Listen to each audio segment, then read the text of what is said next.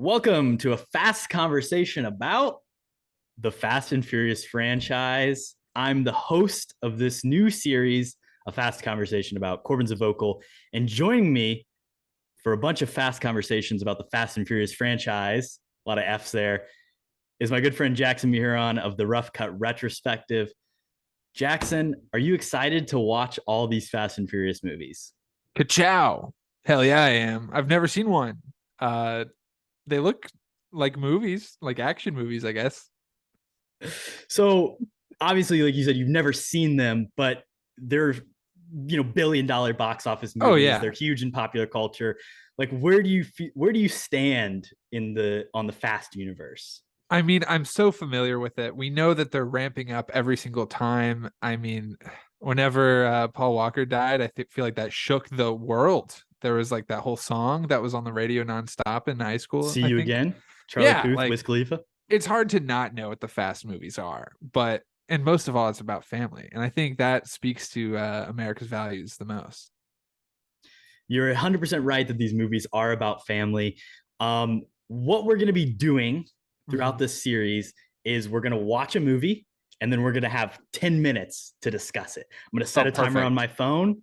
And when it goes off, we have to stop talking. We're going to have some categories that we'll get to throughout this Mhm. episode.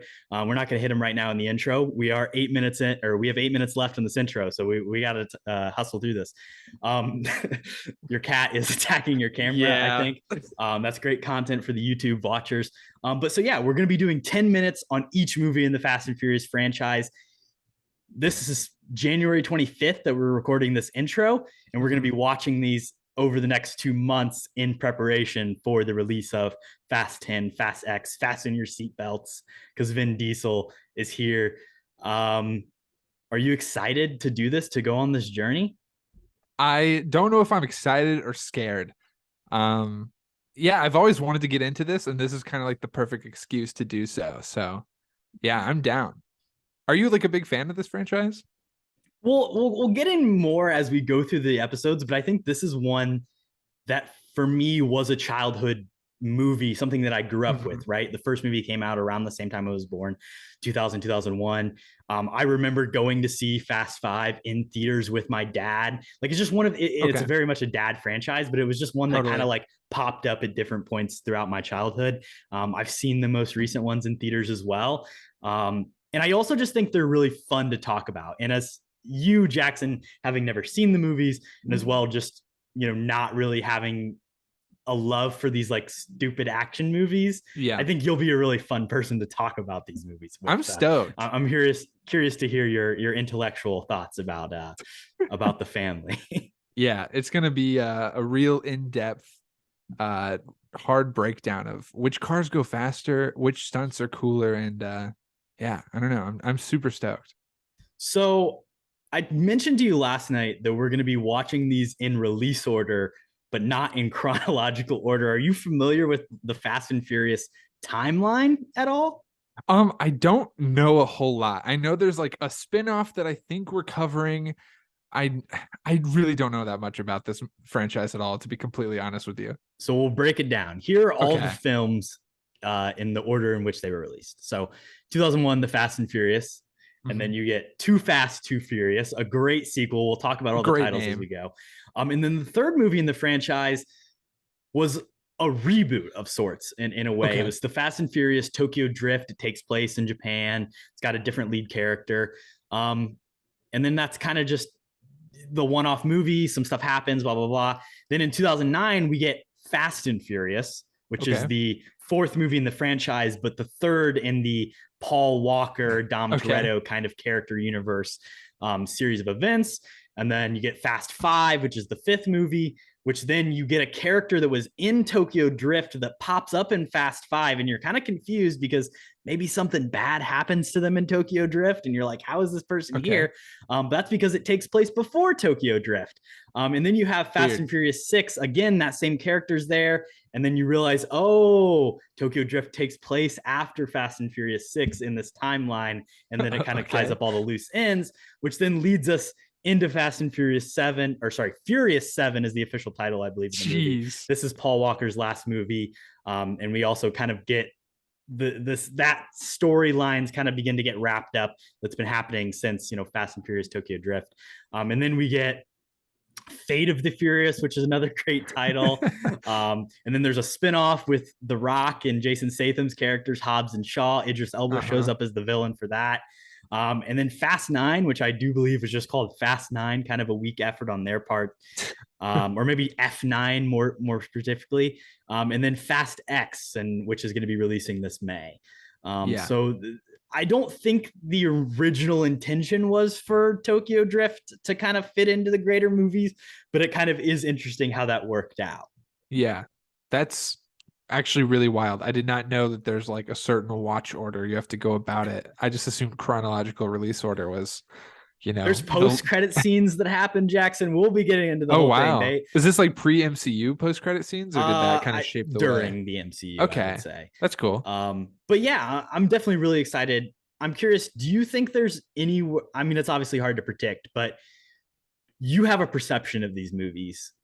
Do you think you're going to be wrong about that perception in any way? Or do you have any early thoughts? Here's what I think is going to happen. I think I'm going to be like, this kind of sucks. And then like halfway through, I think I'm going to be roped in. I'm going to be like, I get it now. I'm going to have a come to God invested moment. In the storylines. Yeah. Like I'm going to shave my head to be like Vin Diesel, I think, at some point. Like I'm just going to be really into it. I think the best part about your thinking of what may happen there is that the movies peak right in the middle. So I think when your interest peaks is also when they're like, it's gonna just go downhill. Good they are, and then from there it's kind of downhill. So but I'm curious to see, which movie titles you like the best, which movies you like the best, what surprises you as we go through, and maybe who you want to be in your family as we go. Wow. Do you have a prediction for which one will be your favorite? Just based off title alone, I guess. Maybe the one where Paul Walker is like, they kind of say farewell. I know like people seem to like that one. Is that Fast 7 you said? Furious 7, yeah. Furious 7. Furious 7. These names are ridiculous. Like, okay, like whatever. Those are crazy names. I think Furious 7 will be the one that I probably like the most, but who knows? Something that's really cool about the Fast and Furious franchise, as we'll get it into, is there's a ton of actors that pop up. I know one of your favorites, Gina Carano, appears in the Fast and Furious franchise. So be on the lookout for that Star? in the future. Charlize Theron plays a villain. Cool. We get Wonder Woman herself is here. The Rock obviously plays a important role. Jason Statham, like I said, shows up. You get the Clint Eastwood's son kind of come in to try and replace Paul Walker, but that doesn't happen. Of Suicide Squad fame? Yeah, of Suicide Squad fame. That's crazy. Anybody, any actors you're most excited to kind of go in the journey with throughout? The Jason Statham, right? He's like the Shaw or the Hobbs. He's one of those guys, right? Yeah, he is Shaw, and Hobbs would be The Rock. Okay, yeah. I want to see Shaw. He seems cool in like a cool bad guy shit heel kind of way. He seems fun. Helen Mirren, I believe, plays his mother. Great. Okay, more reason to like that. That's fun. I like that. Do you have a favorite character like going into it, or? The I don't know his name. The character played by Tyrese Gibson is a classic. Oh, he's great too. I mean, he's trying to come back in like the Morbius verse stuff right now, and I feel kind of bad for him. He's like a weird actor. Is great as well throughout. But I mean, it's a Vin Diesel vehicle at the end of the day, and we gotta give love to Vin. I don't want to like Vin Diesel is the thing. His voice acting is so great, and like the Iron Giant, and like of course Guardians of the Galaxy. But like, I'm afraid to like Vin Diesel as like him. Is that weird to say? I don't know. I mean, if you're scared, you're scared. I think you will appreciate his work very early on. Okay. It may wane in appreciation as we go through it. Cool. Just giving a couple of shout outs here to let's see, Jamin Hansu. He makes an appearance at one point. He's from Guardians also, right? He's great. Yeah, Guardians.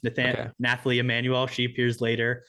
Lots of great actors and actresses that will be appearing. Kurt Russell is a fun little agent to look out for.